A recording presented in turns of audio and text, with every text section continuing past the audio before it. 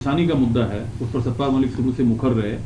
प्रधानमंत्री से मुलाकात के बाद उन्होंने कहा कि प्रधानमंत्री बहुत घमंड में दिखे और किसानों की जो मौत हुई है, जो शहीदी हुई है, उस पर उन्होंने कहा कि क्या किसान उनके लिए या बीजेपी के लिए अपनी शहादत दी है। देखिए, आज इस वीडियो के बाद मुझे बेहद खुशी है कि आपके वायर सर्विस ने ये सवाल पूछा।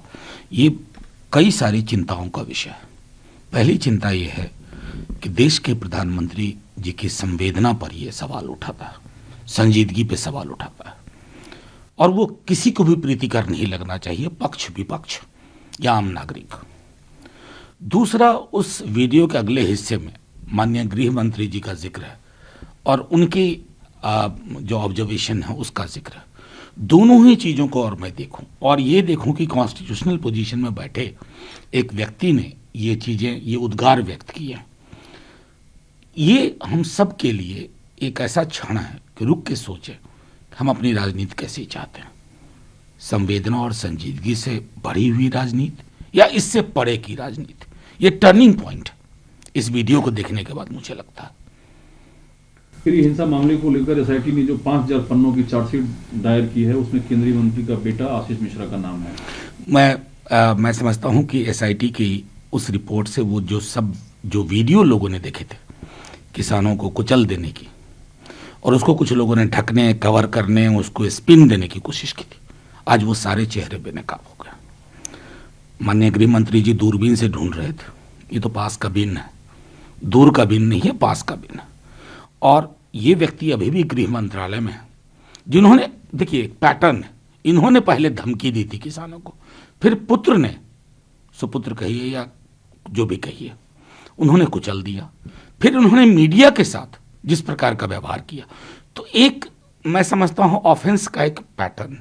उसके बावजूद भी अगर देश के गृह मंत्रालय में ये बैठे हुए हैं, तो ये मैं समझता हूं कि किसी भी मानदंड पे उचित नहीं है। अब तो कम से कम उन्हें पदत्याग करना होगा, इस्तीफा देना होगा, ना करें तो बर्खास्त करें। माननीय प्रधानमंत्री जी, आपके पास 303 का आंकड़ा है।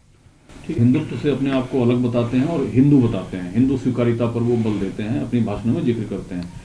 लेकिन योगी आदित्यनाथ ने उनके हिंदू होने पर सवाल उठाया। उन्होंने कहा कि अमेठी के जो पूर्व सांसद हैं, उन्हें मंदिर में बैठना तक नहीं आता, वो खुद को हिंदू बताते हैं, वो एक्सीडेंटल हिंदू हैं। यही फर्क है। योगी आदित्यनाथ जी को पता नहीं है कि हिंदू मंदिरों में बैठने के लिए कोई निर्धारित मानदंड नहीं है। मैं मंदिर जाता हूं, अपने ईश्वर के समक्ष, शिव के समक्ष प्रणाम करता हूं, निकल आता हूं। कई लोग दंड प्रणाम करते हैं। योगी आदित्यनाथ जी, आपको हिंदू धर्म को समझने में वर्षों लगेंगे। आप हिंदुत्व का कॉकटेल तैयार कीजिए, फिर तो हम भी पूछेंगे कि मंदिर के अंदर मोढ़ा लगा के क्यों बैठते हैं लोग।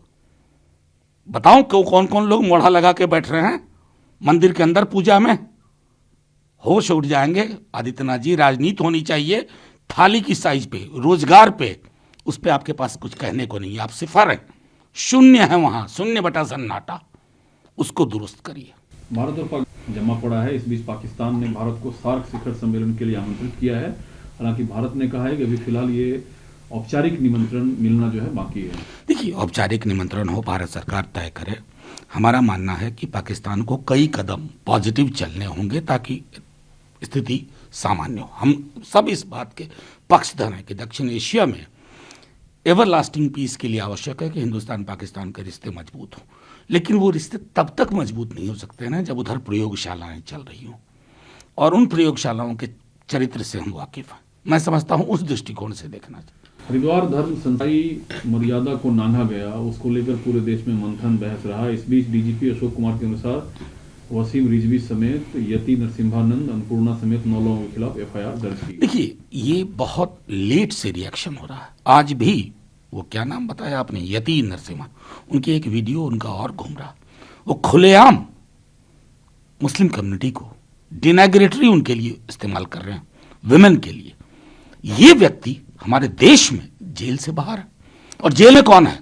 वो छात्र जो अधिकार की बात करते हैं। तो ये जो बदलाव लाया है ना 8 वर्षों में, 7 वर्षों में लोगों ने, इसका भुगतान, इसका खामियाजा मेरा देश बहुत दिन भुगतेगा। मैं बार बार कह रहा हूं कि ये महासागर वाली चरित्र का हिंदुस्तान था, आपने इसे गदले तालाब में तब्दील कर दिया। किसी न किसी दिन सबको ये, मैं समझता हूं, परेशान करेगा, फिर हम रिपेयर नहीं कर पाएंगे।